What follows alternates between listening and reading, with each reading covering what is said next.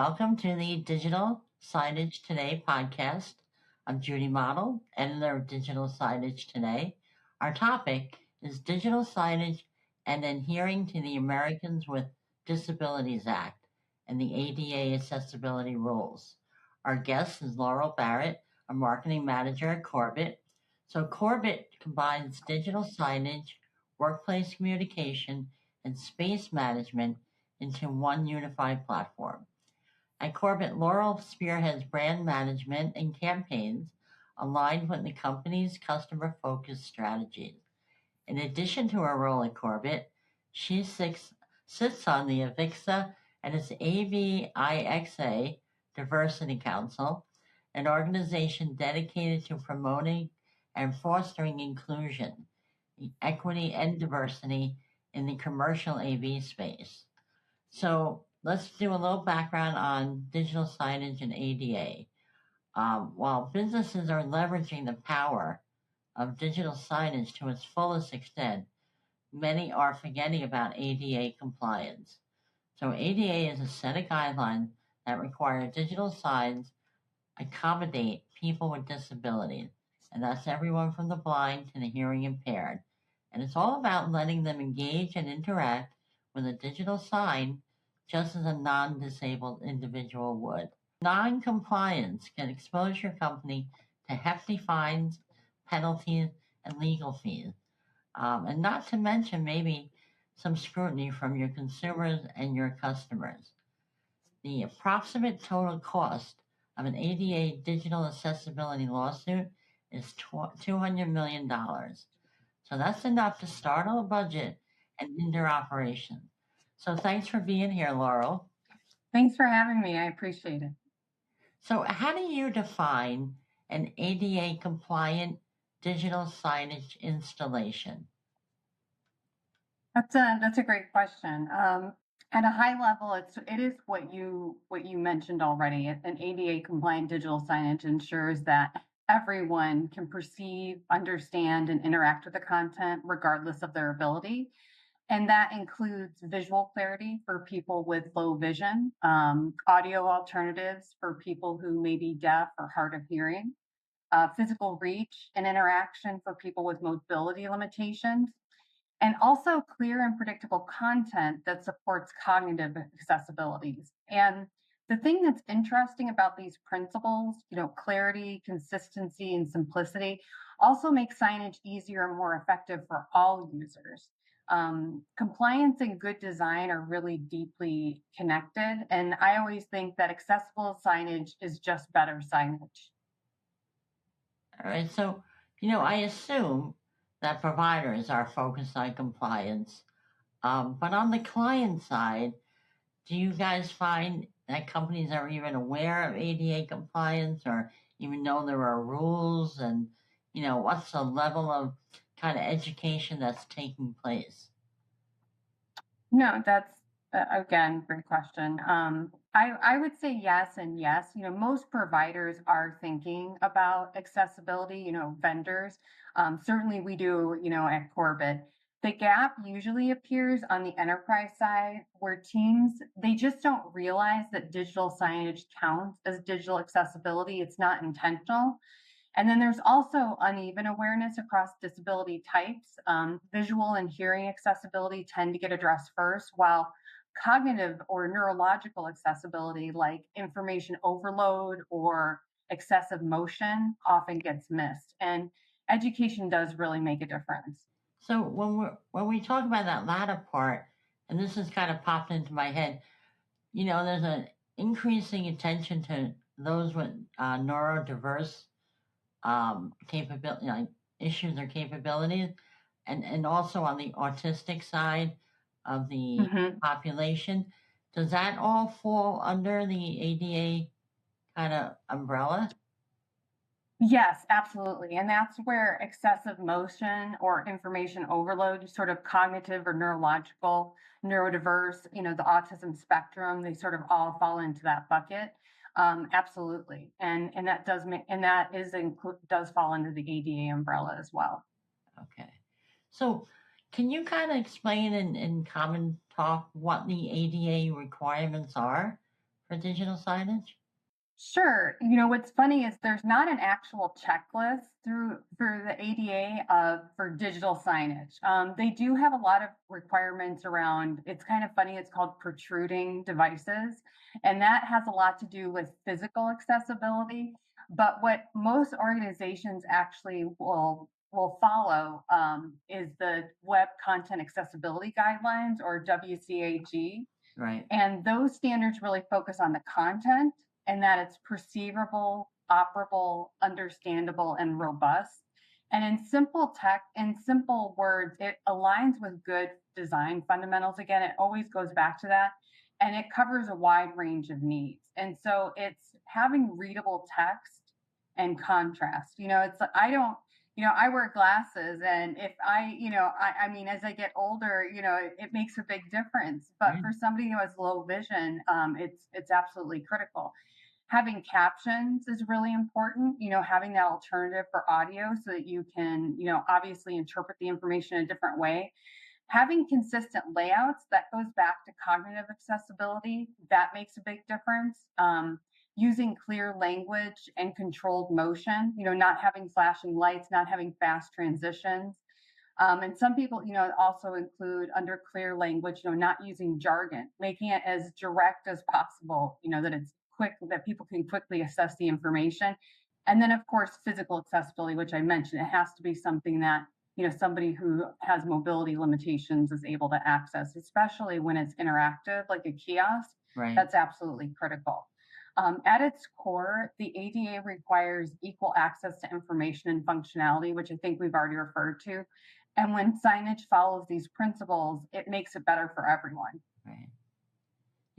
So before we talk, I did a little background research, and I saw something mentioned about an ADA Digital Accessibility Rule 2026. Do you know much about that at all? The biggest thing is that it's going to formalize digital accessibility expectations for public facing as well as government related digital experiences. And what's interesting is it goes back to the WCAG guidelines, which are going to provide that backbone of what we already talked about for the new guidelines.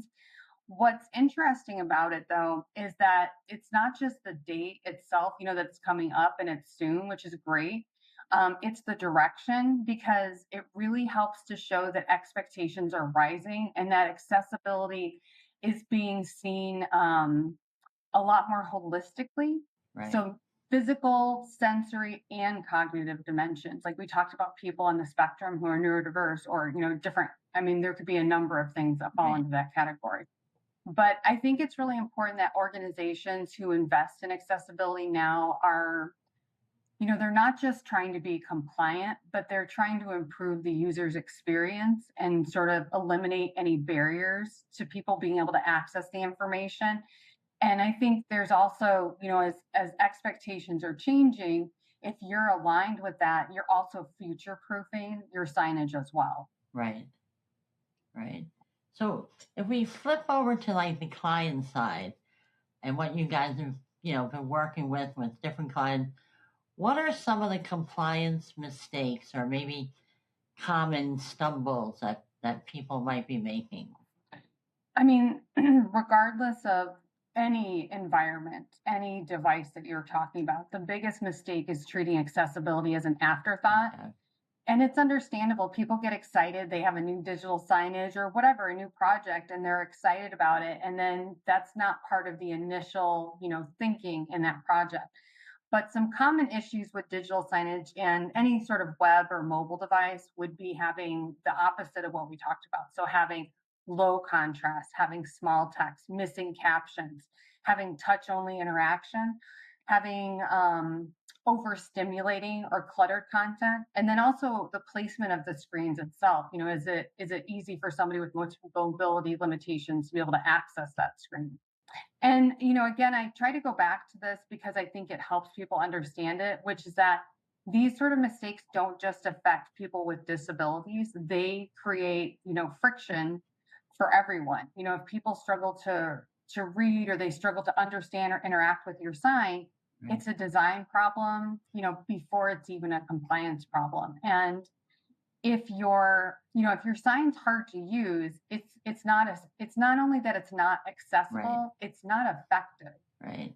So kind of where does the I don't like the word blame, but when it comes down to responsibility and what and I mentioned the lawsuits and everything, is it a vendor issue if something's not compliant, or is it the enterprise deploying the digital signage? Yeah. I like to think of it as a shared responsibility, but ultimately accountability does lie with the business.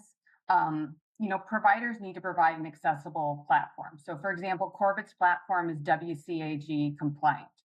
However, the organization, the enterprise, if you will, they're the ones that determine the content, the pacing, the placement, the context of their digital signage. And so those choices are what directly affect both accessibility and overall user experience. And that's where, thinking about these things from the beginning really makes a big difference. If it's built from the start, Right. you end up with better signage overall, for everyone. Right.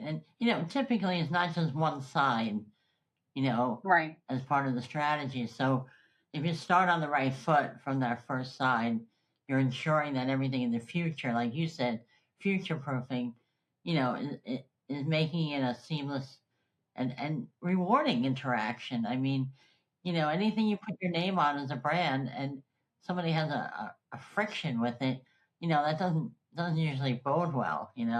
So, can you kind of talk more broadly about other elements of accessibility? How different groups of people benefit from making AV more accessible and inclusive?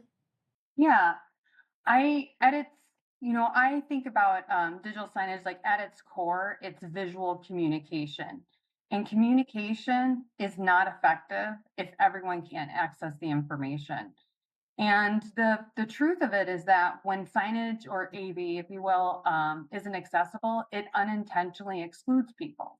Whether that's someone who can't hear a company audio, someone who can't clearly read a screen, or someone who feels overwhelmed by fast, moving or cluttered visuals. And accessible AV really removes those barriers. I had an experience myself where I had to go to a new optometrist office, and it was a beautiful office. It had a full eyeglass display retail area and then the doctor's office in the back. And one of the things that they had that I hadn't seen in an optometrist before was a video wall. And I quickly started to become nauseous. And I recognized it was because the transitions were moving too quickly. And I sort of, I don't know if I should have or not, but I sort of made myself push through it. Right. And I had to step outside 3 times just to finish the appointment because the screens were moving too quickly for me. And I started to get tremors and get, actually Wow. ill. And that's a condition that I have. And what's funny about it is that I have absolutely no idea what that signage was trying to communicate. I'm sure it was about eyeglasses, but I can't tell you what. Like, were they trying to upsell something? Was it informational, educational? Was it just an ad? I have no idea. And so, in that really, and I love having nice glasses. Like, if there was something more that I could, have purchased to have, to better improve my eyeglasses, like I would have been open to that. But because of the way they simply designed that, just simply having 2 fast transitions, I was not able to access that information. And they missed out on a consumer experience too. So it really does make a difference, and it does exclude people directly. And I'm sure, you couldn't be the only person who had that reaction. I mean, given the number of Probably people not. that Yeah. come to an office, right? So to wrap up, what if an organization wants to go beyond what's simply required for ADA compliance? What are some other elements of accessibility maybe they should consider implementing? Yeah, I I love that question because compliance is just the floor. It's sort of the baseline of what you can do. It's certainly not the sky. I think if you want to go beyond the minimum requirements, there's a couple of meaningful ways that you can do that. First, when possible, involve people with disabilities in testing and feedback. I think lived experience is always going to reveal gaps that a simple checklist couldn't. I Right. can quickly tell if something's not accessible from a cognitive accessibility standpoint. I can tell that it's going to be too overwhelming. From my own work as an educator and my personal lived experience, I can tell that. And second, I think, look beyond those technical standards and think about user comfort. Just shift your perspective a little bit. How can we make our users more comfortable engaging with our digital signage? And so there's things like adjustable display settings that you could look into. Okay. There's providing multiple ways to access the information, like mobile QR codes, mobile follow up or something that you can even do, audio visual. There's a couple of different things that you could do. And then for me personally, of course, I like to see designing calmer content and having fewer rapid transitions. And then something I mentioned earlier, you could go above and beyond by using plain language and staying away from jargon, making sure it's really direct and clear, language. And then the last thing, and I think this is really important, is having content standards. So building accessibility into governance and training your designers, your marketers, your communication reps, whoever's involved in designing that content. And then making sure that you're auditing regularly, not just before a particular deadline. Right. And it really is about that shift in mindset. Don't ask, are we compliant? Are we meeting the bare minimum? Ask, is this experience usable and welcoming for the widest range of people? Right. I think that, when organizations do that, they're not just reducing risk, that we've talked about, Right. but they're also building trust, with their customers, employees, the consumers. I think it's excellent. And I think the whole aspect of looking internally, and making sure everybody's on the same path is key, is crucial. Even if you work with an outside partner, you should understand, how they're, if they're taking ADA as seriously as you are as a brand, right? Yeah. Yeah. And I really do go back to this again and again. It's that, the companies that treat that I think the companies that are going to win long term are the ones that treat accessibility as a strategy and not just a requirement, because you're improving it for everyone. That's what I really think is so important for people to get. You're not just doing this favor for a subset of the population. You're making signage better for everyone across the board. Like, who doesn't want signage that's easier to read and comprehend? Everybody does. Right. And so I think when you do that, you're really building trust, with people, and you're future-proofing your digital signage. Yeah, so much great insight, Laurel. Thank you so much. I think people are going to walk away from this podcast with a bunch of actionable items, and I really, really appreciate you being here to share it. Oh, thank you. I appreciate your having me. This was great. To our listeners and viewers, please check out Digital Signage Today. Sign up for our newsletter so you'll never miss another great podcast. And if you get on our homepage, you go into the right nav bar, you can catch up on past podcasts.